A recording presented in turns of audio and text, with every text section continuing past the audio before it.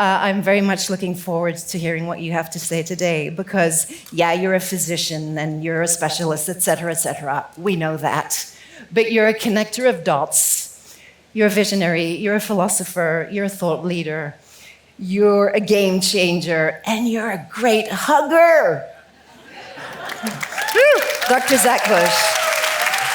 Yeah. Thank you. Do you need this? Yay!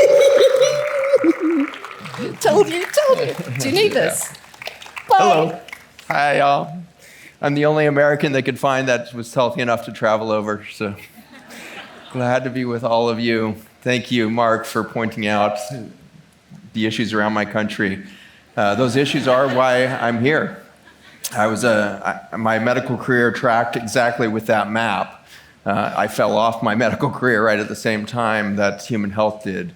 And it was a journey. In 1992, when I started my medical journey, I was told I'd be the first era of physicians that would practice something called personalized medicine. And I would be able to walk into a room, swab the mouth, run the genomics of my patient, tell them exactly what diseases they would occur with and what exactly drugs would work for their specific diseases because of their genetics. And in 1996, we decoded the human genome and found out we only had 20,000 genes. We thought we had 400,000. 13,000 genes belong to the fruit fly. 30,000 genes belong to the flea, and we were at 20,000. Between a fruit fly and a flea, you sit, slightly closer to the fruit fly. That was really bad news for a species that thought we were the pinnacle of life. And so over these years, we've discovered we are not actually human as a single species, but instead we are an ecosystem. We are life incarnate. We are the embodiment of a vast genome within us that speaks through a single neurologic system, through a single genomic system, through a single protein system that is a human body. The human body is the most advanced technology on the planet right now, in that it has the most complex anatomy to harbor the most broad biodiversity. The human colon holds more life than any other species. And for that life within us, we speak for nature. When we find ourselves destroying nature, it is because we have stopped listening to ourselves within us, to nature within us. And so we're going to begin at this slide here. This is recently from the James Webb Telescope, which has been blowing our minds since it turned on. We thought Hubble had blown our minds, and then this telescope turned on. This is a real image from the telescope at a star nursery, a place within the universe in which stars are born. And these extraordinary explosions of gas that create the colors and everything else consolidate over time into single stars. Stars are the most extraordinary invention of physics. They burn brighter than anything else within the universe for the physical nature of nuclear fission and fusion. And these explosions define our universe. In a bizarrely similar way, in the vacuum space of your mother's womb, an explosion of life occurs and one cell becomes 70 trillion cells, which then self-organize into a fetus that will become an embryo, or an embryo into the fetus, into that newborn. And those 70 trillion cells along the journey self-organize not only in a pattern of location, but in differentiation. A kidney becomes a kidney, the liver becomes the liver. And so this explosion out of vacuum space that would create a star can also become life. And the difference between the two is pretty fascinating. I'm trying to see if it looks like I'm missing a slide here. That's right, I'll get to it. So these fetuses that are exploding out of vacuum space and self-organizing into humans for many, many centuries and millennia, some 300,000 years, created these healthy beings that would go on to grow into their full potential, become the adult, become the harbinger of that entire microbiome that would then speak through it. But in these recent years, we have seen a new epidemic, which follows this curve here. From 1975, it was barely detectable within the population, 1 in 5,000 children. to 2020 when we're at 1 in 30 children with autism spectrum disorder. 1 in 5,000 to 1 in 30. In the United States, we're actually on track to be at 1 in 3 children on the autism spectrum by 2034. So in the next 10 years, when 1 in 3 children can no longer speak for nature, what will we become? And is that a necessary part of our journey to reconnect to the original source of information? So tonight, if you join me at 7 or so, or on the Freedom stage, I think it is, we are going to practice dialing in to the original math of our original purpose. And we're going to do a guided vision quest, if you will, to the original human potential. But as we think through this now, I want to think to our near-death experience that we're in. Oftentimes, near-death experiences is where we make the greatest discoveries of what life means. I was a hospice doctor for a number of years, and in that I got to see many, many near-death experiences. But in 2010, I got to experience that myself. And in that moment, when you're in that thin space between the veil, in that space between life and the explosion of a star, and you're in that vacuum space, your perspective radically changes. And coming back from that in 2010, I knew I had to leave the university and begin a new journey into understanding life instead of the disease management that Mark was talking about. And so in that journey, I found myself quickly to realizing that the entire species is in their hospice moment. In the hospice moment.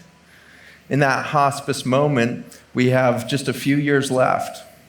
As you heard in the previous talks, if you were here, we've got about 60 harvests left on Earth. By 2050, 90% of soil is completely dead and infertile, incapable of creating life. Currently, 97% of soils around the Earth are depleted or severely depleted and heading towards that death moment.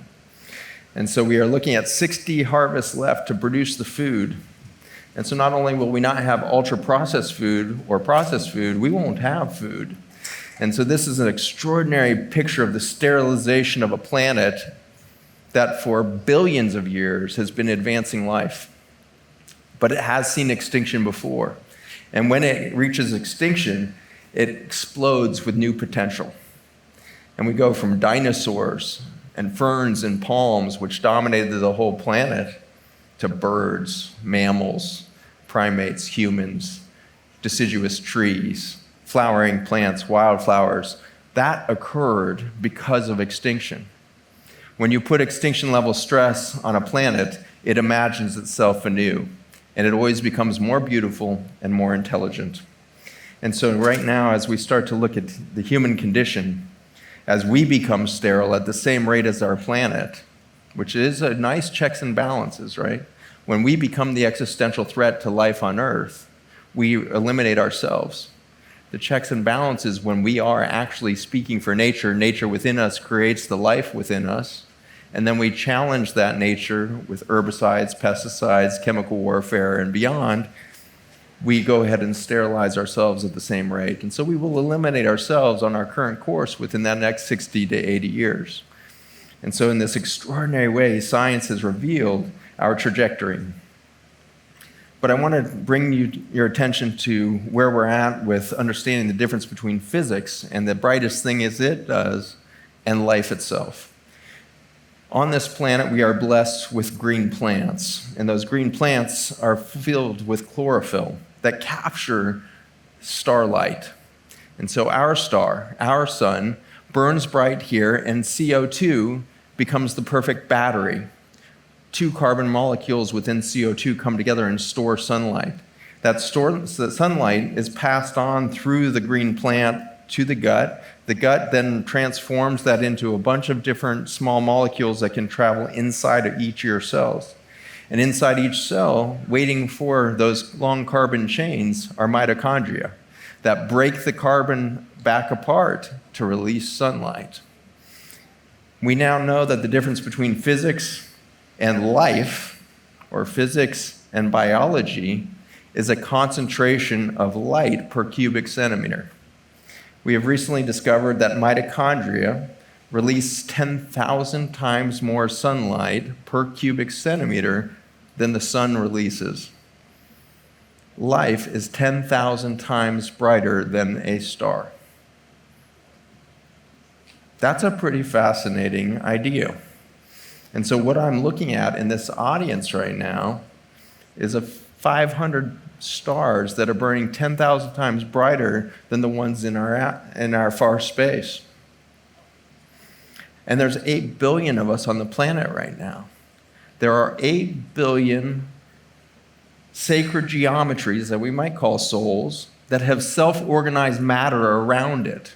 Just as a star is born within the vacuum space, we have self-organized matter around us to concentrate sunlight, starlight, into a small amount of space. 8 billion of us burning on the planet right now, I have a hunch that we're pretty bright. I think we can be seen from great distances. I think we are a beacon within a dark space, and with the right camera lens, who's watching us? I think we are observed. I think we are seen, because anything left in isolation increases entropy or chaos. To be seen is to move towards syntropy, organization, and that's what we've been doing for 4 billion years. This planet has been organizing life out of chaos for 4 billion years. We are seen, we are not alone, and we can prove it in physics. Where we stand right now is this message of extinction, and then humans are destroying it with CO2, which is bizarre because it is the currency of life. And so I would offer to you that everything that has been demonized in the news in the last 30 years, starting with CO2 in 1998 with The Inconvenient Truth by Al Gore, all the way till this recent pandemic of viruses, we are going to find out that the very things we damn are the very currency of life. CO2 is the reason sunlight can occur on this planet brighter than a star. Without CO2, we cannot do it. Every time there's been a great extinction, there's an explosion of CO2 in the atmosphere that then moves back into the planet for its next explosion of life. You guys are getting used to seeing these graphs of all the CO2 going up in the atmosphere, these steep lines. What they don't mention is that little vibration up and down in that line. You zoom in, you see this red line going up and down, and that turns out to be the respiratory rate of the planet. It's breathing in and breathing out. It's breathing in and breathing out. The black line is the average CO2 in the atmosphere over the course of a whole year. But look how big the difference is between the exhale and the inhale. When you see that black line going upwards to the right, it means that the inhale is getting less effective than the exhale every time. There's a condition in medicine that it looks exactly like this. Every breath takes you closer to an inability to move gas across the surface. That is called emphysema. Emphysema is a condition where every breath delivers less exchange capacity with the atmosphere around you. I would offer a very simple premise, is that this planet currently has emphysema. We have lost the membrane that exchanges gases from the atmosphere to life itself. We call those deserts. The planet is desertifying at the fastest rate in measurable history. The reason for that is our farming practices currently. We are desertifying with our farming practices an area equivalent to the entire country of Poland every year. And so we have moved 40% of our planet into desert over the last 1,000 years, and the majority of that in the last 70 or 100 years. And so we've on this accelerated rate of desertification of the planet, and as we do this, we destroy biodiversity beneath our feet. There's one chemical that my lab has studied most extensively, and that chemical is called glyphosate. It is the most ubiquitous chemical on the planet currently, with 2 billion kilograms sprayed into our soil, water, and food systems annually. 2 billion kilograms. It's hard to wrap your head around that big of a number. It's 1,000 million, right? So 2,000 million pounds of this chemical ends up in your system. The reason it ends up in your system is because it is a water-soluble toxin. And that water-soluble toxin travels through this whole hydration cycle. And so as we live, we breathe. And currently, 85% of the air we breathe is contaminated with this chemical. 85% of the rainfall is detectable for glyphosate. And so we are breathing it, we are integrated with it. 70% of the planet, 70% of each plant that grows on the planet, and 70% of humans is water. And it's carrying these water-soluble toxins. And so we are becoming vessels of this chemical. This is what emphysema looks like in farmland. We destroy the membrane of exchange, and each breath of the earth each year is more shallow. We cannot exchange with that CO2. The CO2 in the atmosphere, however, as it climbs, is the potential for life after recovery. And so when the earth takes a deep breath again, probably when we're gone, unless we change our behavior, and when we are gone, it will take a deep breath, and the earth will explode with life. And North Africa and all the rest of that desert will go green again. We are the microbiome, and it speaks for us, and our soil system of our microbiome is tending the membrane. This is from our laboratory now, looking at the small intestine, and the green lines are tight junctions. This is the Velcro that holds billions of cells intact, such that you know what's human within and what is nature without. Unfortunately, when you expose that membrane to glyphosate through your food and water, the membrane falls apart. This is leaky gut under the microscope. When that falls apart, your immune system, which sits right behind that gut, no longer knows what's foreign and what is self, and it starts to attack everything. And everybody now has some necessary attack on their food. Our food sensitivities and food allergies are through the roof because we blew apart the barrier between the outside and the inside. But the good news that we've discovered in our lab is that when we extract the intelligence of the bacteria and fungi from fossil soil systems before human existence, within that is the wireless communication network of cell repair. And when you put that on a cell membrane, you get 50% more of the tight junctions, the barrier system. And then when you expose the membrane to glyphosate, you don't blow it apart. In fact, the threat actually makes it stronger. And so the highest levels of self-identity that we see is a toxic exposure with an adequate source of communication. And so nature, when we are plugged into it, is resilient beyond our worst inventions. Our worst mistakes are healed by nature. Sitting behind those tight junctions are the gap junctions. This is now scanning electron microscopy.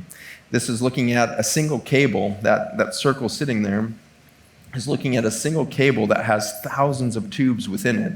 That whole cable is about 1/10 the circumference of a human hair. And as you zoom in, each of those fibrils, now 1,000 times smaller than a human hair, is a perfect tube.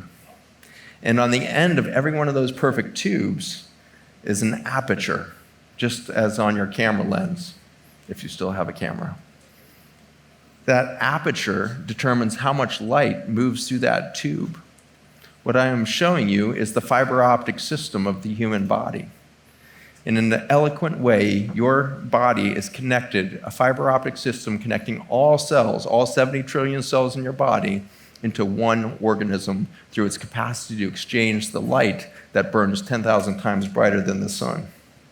And so as we look at the future, the infants of the future will be understood to be the results of a communication network of light that moves to inform a single organism into a powerful creative force. And for that, we look here for a moment at the video that was created by Louis, who is on earlier. And Louis is the father of the film Fantastic Fungi. And now that we're understanding the human body and its system of fiber optic systems, we realize we are the soil system. We are the mycelial network that informs and allows life to occur in a single organismic structure. And so in this future, I see the possibility that we will understand ourselves as physicians to be permaculturists rather than medicinal technicians. And as we explore the permaculture of life, we will perhaps rediscover our culture and perhaps rediscover why we became human in the first place, which is to speak for nature, which is to be our nature.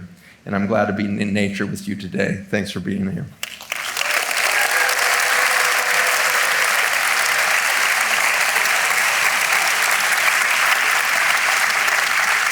Thank you so much.